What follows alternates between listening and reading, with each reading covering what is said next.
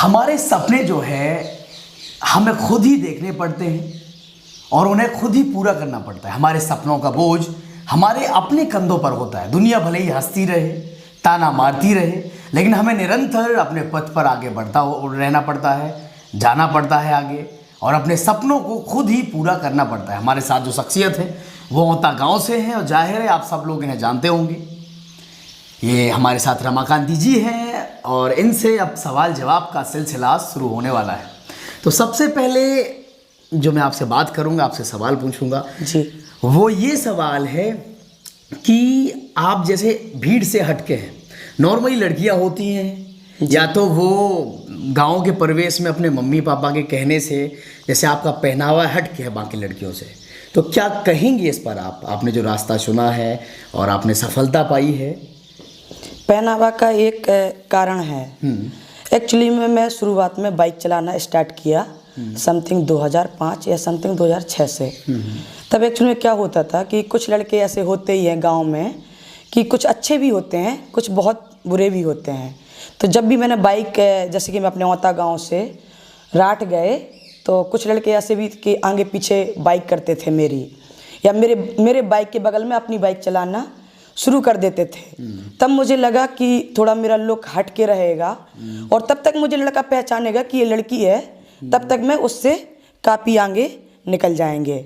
इसका मेरे पहनावे का ये रीज़न है। अच्छा, और आप बात करते हैं, जैसा कि आप जानते होंगे आप एयरफोर्स में हैं, लेकिन लोगों की ज़बान से अभी भी जब आपका नाम आता है तो उसके साथ पेंटर जरूर जोड़ते हैं। मतलब आपकी जो पहचान है, आपके जो चर्चे हैं आपकी नौकरी से पहले ही शुरू हो गए थे, लोगों ने आपको पहचानना जानना शुरू कर दिया था। तो क्या कहेंगे अपने इस सफ़र के बारे में आप? वो सर जी ऐसा है, एक्चुअली में जब मैंने मेहनत किया और बाकी लोगों ने देखा, तो जो अलग से एक अपना एक रास्ता चुनते हैं उनका नाम आगे बढ़ता है। नौकरियां क्या है, नौकरियां तो हर व्यक्ति के पास कोई लक्ष्य होता, और भी लोग जॉब कर रहे हैं, बट एक अलग से रास्ता बनाना ये हर कोई की बस की बात नहीं है। जैसे कि एक एग्जाम्पल, एक भेड़ एक खेत की तरफ जाती है, दूसरी भी उसी खेत की तरफ चली जाती है, और मेरा एक अलग से रहा कि मुझे अपना रास्ता खुद चुनना है, अलग से बनाना है। तो मैं हमेशा किसी के कहने पे, जैसे कि बोला अरे काम सही नहीं है, बोले कि अरे लड़की है ऐसे जाके काम कर रहे, तो मुझे नहीं लगा कि मैं गलत कर रहा है। देखो, दो काम जिंदगी में नहीं करने चाहिए, चोरी और छिनारो। बाकी आप कहीं भी जाइए और काम करिए, अच्छे से अच्छा करिए या बुरे से बुरा करिए, काम कोई छोटा बड़ा नहीं होता।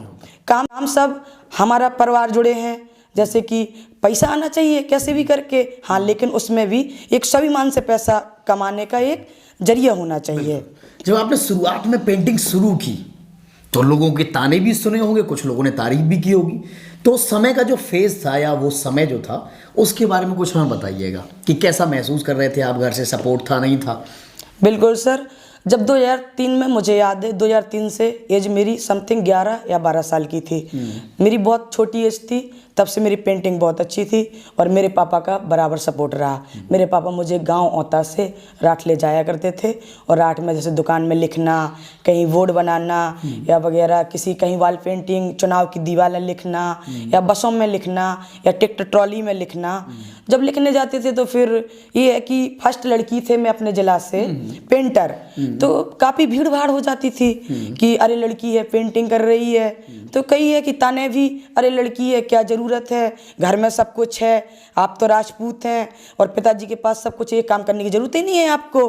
पर मुझे लगा कि मेरे अंदर एक कला है, मुझे करना चाहिए। जब मुझे गॉड गिफ्ट दिया है ईश्वर ने इतनी कम उम्र में, तो मुझे अपना काम आगे बढ़ाना भी चाहिए, करनी भी चाहिए। दूसरा पैसा भी आ रहा है, फैमिली का बढ़िया अच्छे से खर्चा वर्चा चल रहा, तो ये अच्छी चीज़ मुझे लगी।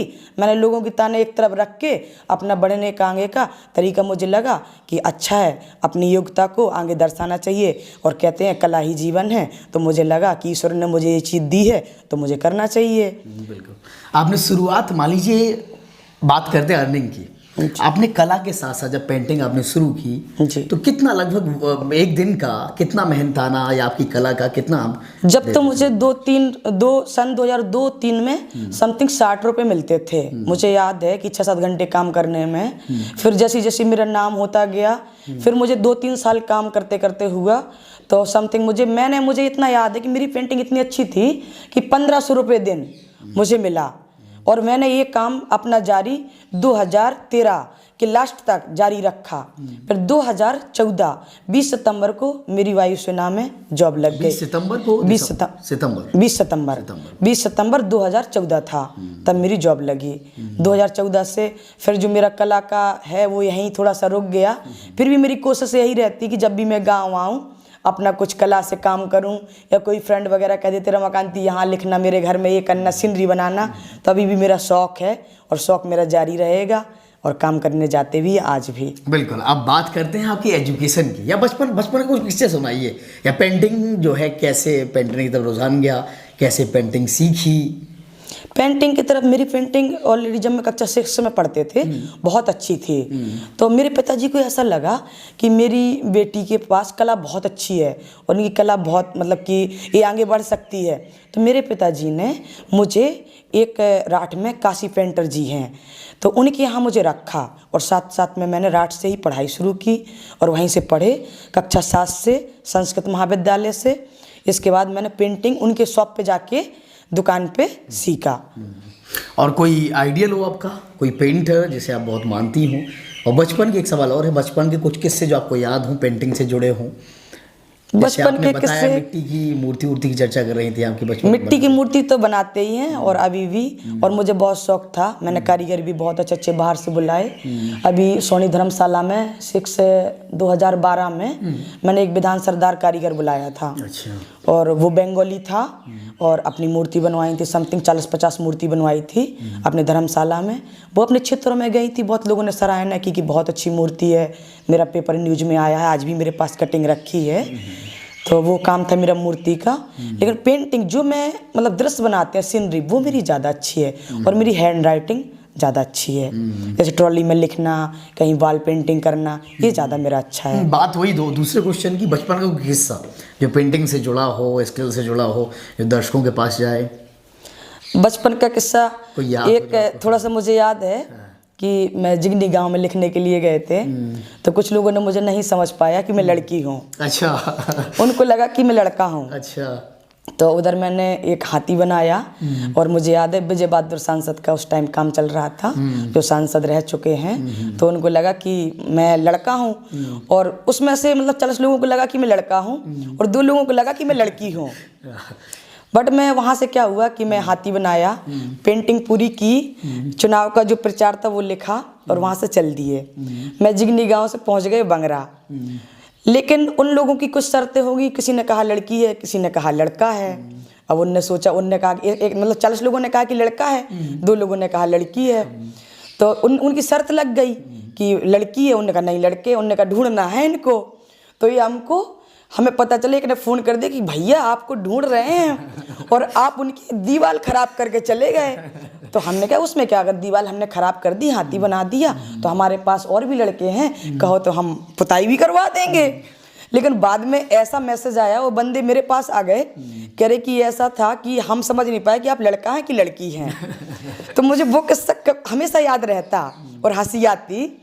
और बोले कि हमने एक गांव में नहीं, हम अभी तक आपको 3-4 गांव में ढूंढे आए। और जाके वो मुझे समथिंग 10 बजे का किस्सा है और उनने मुझे 4 बजे ढूंढ पाया।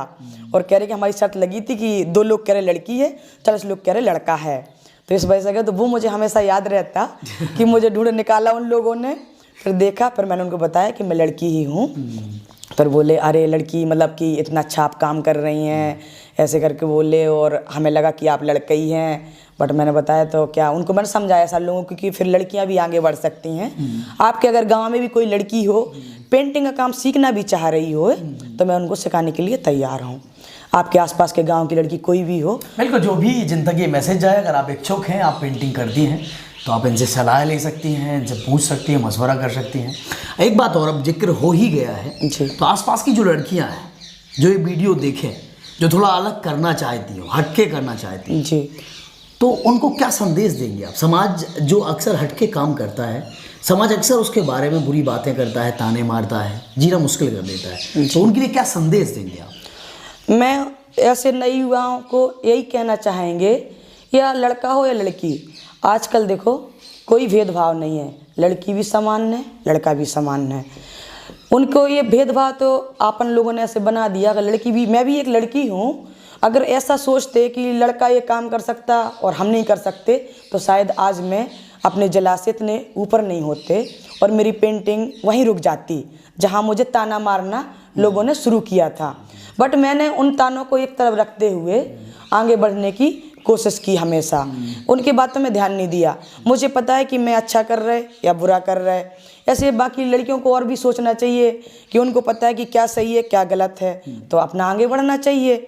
और एक चीज़ और है, जैसे कि देखो दूसरों के पग चिन्हों पे चलना बहुत आसान है, बट एक अलग से अपना एक रास्ता बनाना बहुत मुश्किल है। लेकिन मेरी यही हमेशा मतलब कहना चाहेंगे कि अपना एक अलग से रास्ता बनाना चाहिए। कोई भी लड़की हो कोई भी लड़का हो, उसके पीछे फिर जो भी काम करे हमेशा कोशिश ये रहना चाहिए कि हमारे पीछे वो लोग काम करें, हमसे कुछ सीखें। तो जरूर मेरा ऐसा मानना है कि लड़का लड़की का जो योग्यता है वो निकल कर जरूर बाहर आएगी। बिल्कुल। एक बात और, जो भी पेरेंट्स होते हैं सोचते हैं लड़का सेटल हो गया है, लड़की सेटल हो गई है, तो उसकी शादी कर दो जी। तो आपके पेरेंट्स क्या कहते हैं इस बारे में? आपसे क्या चर्चा होती है आपके पेरेंट्स की? मेरे पेरेंट्स कभी नहीं कहते, क्योंकि मेरे पेरेंट्स को ऐसा लगता कि हमारी लड़की जो करेगी अच्छा करेगी, क्योंकि उनको कभी शिकायत नहीं आई। मुझे याद है कि मैं गाड़ी समथिंग 2017 से या उसके पहले भी मेरे पास गाड़ी थी पापा की। 2017 में न्यू गाड़ी मुझे खरीद के मेरे पापा ने दी थी, बट उसके पहले जो पापा की पुरानी गाड़ी थी मैं चला रहे थे। मेरे पापा ने कभी ये नहीं कहा कि रमाकांति और आपको ऐसा नहीं करना या ऐसा नहीं करना। उनको ये लगता है कि हमारी लड़की जो करती है अच्छा करती है। शादी के लिए तो ऐसा कि 1-2 बार कहा भी, बट मैंने कहा कि देखो भाई बहन है मेरे, और मेरे उससे जैसे इतना हम लोगों ने विकास किया तो थोड़ा सा और हो जाएगा। चलो बहन भाई की शादी कर देते हैं पहले, और मेरा तो क्या जॉब वॉब हो ही जाना है, कोई प्रॉब्लम नहीं है। बिल्कुल। अब आप बात करते हैं आपके सफ़र की, पेंटिंग से लेके एयरफोर्स तक का सफ़र कैसे तय किया आपने? क्या क्या कठिनाइयाँ आई, या कुछ कुछ ऐसा माइंड में पहले से मेकअप था, कुछ सपना था ऐसा कि हाँ मैं ये करूँगी वो करूँगी? जॉब का सपना पेंटिंग से जंप मार के सीधे ना थोड़ा सा था एयरफोर्स का सपना। अच्छा। इसलिए था कि जब छोटे से तो अपना लुक थोड़ा सा चेंज कर लिया था कि पैंट शर्ट पहनने लगे। फिर कभी कभी कब ऐसा की बात है, कब से? जैसे आपने बाइक की चर्चा की, ये जो मेरे दिमाग में ऐसे बात आया था कि मुझे कुछ करना है, ये 2011-12 की बात है। अच्छा, पहनावे की, आपके लुक की, लड़कियां जैसे होती है बड़ी बड़ी चोटियां रखती है, लेकिन आप बिल्कुल हटके हैं। पहनावा मेरा चेंज हुआ जब मैंने पेंट का काम किया। ज़्यादा मुझे सन तो याद नहीं है, लेकिन 2003 से स्टार्टिंग पेंटिंग की थी और 2-3 साल बाद मैंने अपना पहनावा चेंज कर लिया था। और थोड़ा पहनावे का मुझे ये, मैंने तब एयरफोर्स का सोचा कि मुझे फौज में जाना। कुछ रिश्ते ऐसे आए, मेरे घर में एक रिश्ते की बात बताते उसमें भी हंसी आएगी। लोगों ने सोचा कि मैं लड़का हूँ, तो मेरे पापा से बात करने भी चले आए कि जो आपका लड़का पेंटिंग का काम करता है उससे हमें अपनी लड़की का संबंध भी करना है। तो ये भी मुझे समथिंग गांव के याद नहीं है, स्यावरी का था या वो कहाँ के थे। तो पापा ने बोला कि वो तो हमारी लड़की है, लड़का नहीं है। फिर अब ऐसा हुआ, अब मेरे पापा ने यहाँ पे सोचा अब रमाकांति का संबंध करना है, पहनावा ऐसा है और अपना बुंदेलखंड बहुत पिछड़ा हुआ है। तो मम्मी और पापा आपस में बात कर रहे थे। एक्चुअली में मैंने सुन लिया था, मुझसे नहीं कर रहे थे कि अपनी रमाकांति तो छोटे से मान लो पैंट शर्ट पहनती है और अब लड़का लड़का देखने आएगा तो यही सोचेगा कि ये लड़की तो पैंट शर्ट पहन रही है। पर आज की लड़कियां तो बड़े लंबे बाल, सूट सलवार साड़ी, कैसे एडजस्ट करेंगे। फिर मुझे लगा कि कुछ ऐसा करना चाहिए कि मुझे अपनी ड्रेस भी चेंज ना करने पड़े और मेरा आगे की काम भी बन जाए। ऐसा सोचा मैंने।